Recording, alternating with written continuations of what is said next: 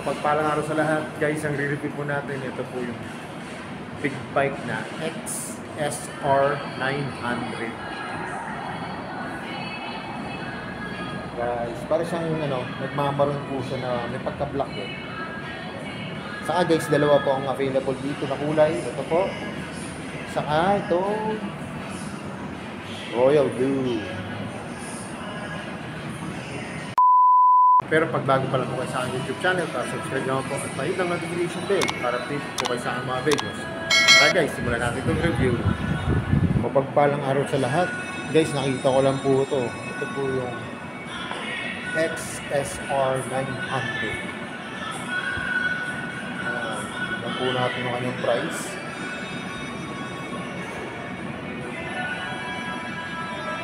Saka yung kanyang down payment. Saka yung kanyang monthly.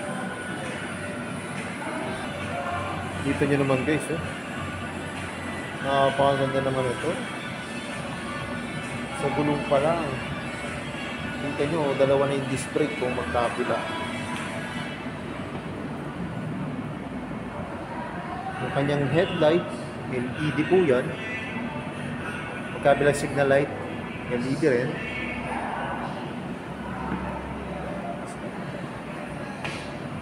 Saka guys, tignan nyo yung tatak ng kanyang gulong, Bridgestone, pang sasakyan na talaga siya. Ang sukat niya po ay 120/70. Ayun, tubeless na po yun. Pakakapal ng gulong ito, ang ganda ng spike nito.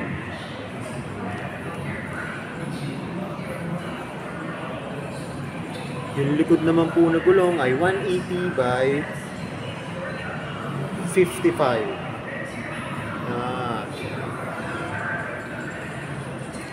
Disc brake na rin po yung likod. Dito nyo, ang kapal Tapos may series po siya yan, parang S22. Yan po yung kanyang likod, yun yung tail light niya. Yan po, tail light. Signal light magkabila, pati po yung reflector niya sa likod. Na may ilaw po, kaya para kita yung plaka. Kita nyo yung underneath niya, ang ganda Napakasimple pero ang ganda. Saka guys, ano po ito mo? Ano siya? Glossy na black. Ito po yung kanyang shifter. Para sa kanyang gear. Tapos sa engine niya, may nakalagay po, CP3. May decals po dito, napaka-minimalist lang po yan. XSR 900. Kaya dyan, Yamaha. Yan po yung kanyang manubela. Yan ang dami pong function.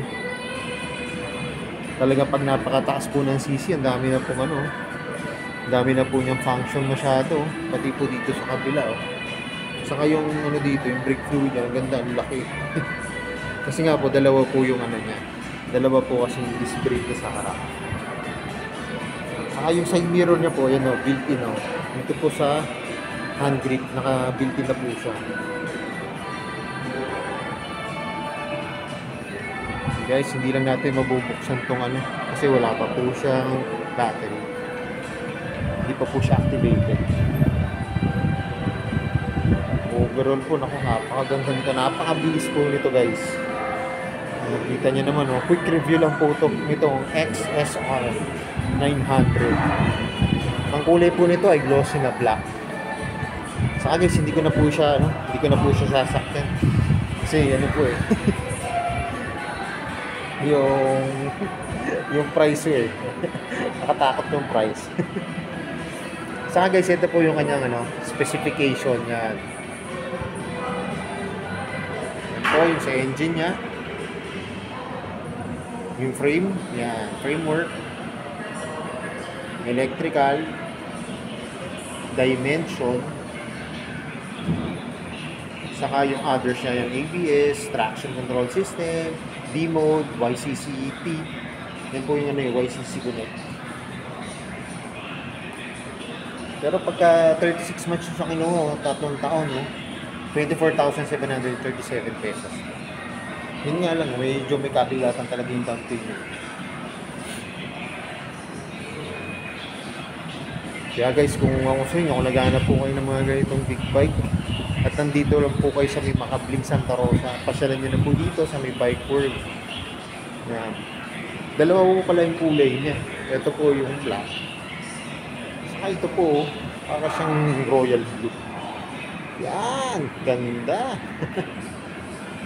Ito, XSR 900. Ito po kasi all black eh. Pagka nga po tinignan nyo ito, parang siya nagmamaroon. Parang hindi po siya black eh. Tingin ko hindi po black ang ano nito eh. Parang siya nagmamaroon. Ang ganda nito, all black po siya. Pati po mags. Ito naman pong blue. Blue siya, tapos yung mags niya ay yun po, parang gold.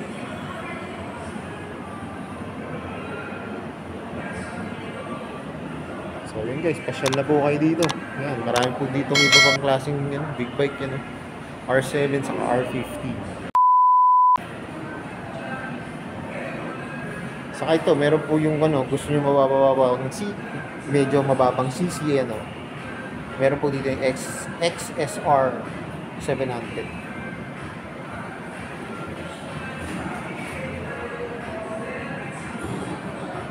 Saka guys, ito rin po, meron yung ano, yung 155 na cc. Yung lock. Ganda, ito na po yata yung pinaka-latest nila sa XSR po. Kasi dati meron po ako na-review niyan, parang royal blue. Ay, yung ano po, parang siyang light blue. Light blue po wala.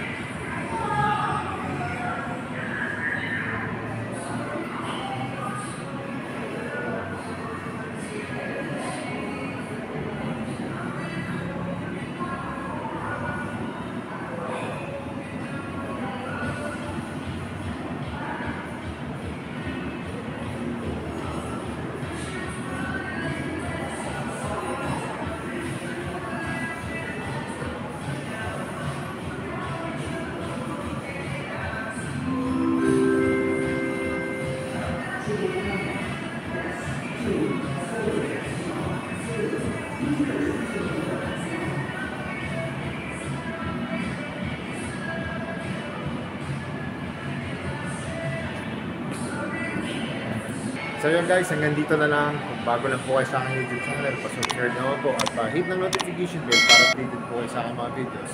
At salamat nga po pala dito sa may Bike World, dito po sa may Yamaha, dito po sa may Barangay Makabling, Santa Rosa, Laguna. At nare-review ko po yung mga motor ito.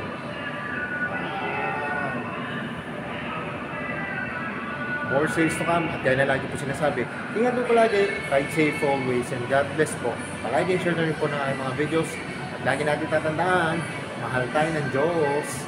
Bye-bye!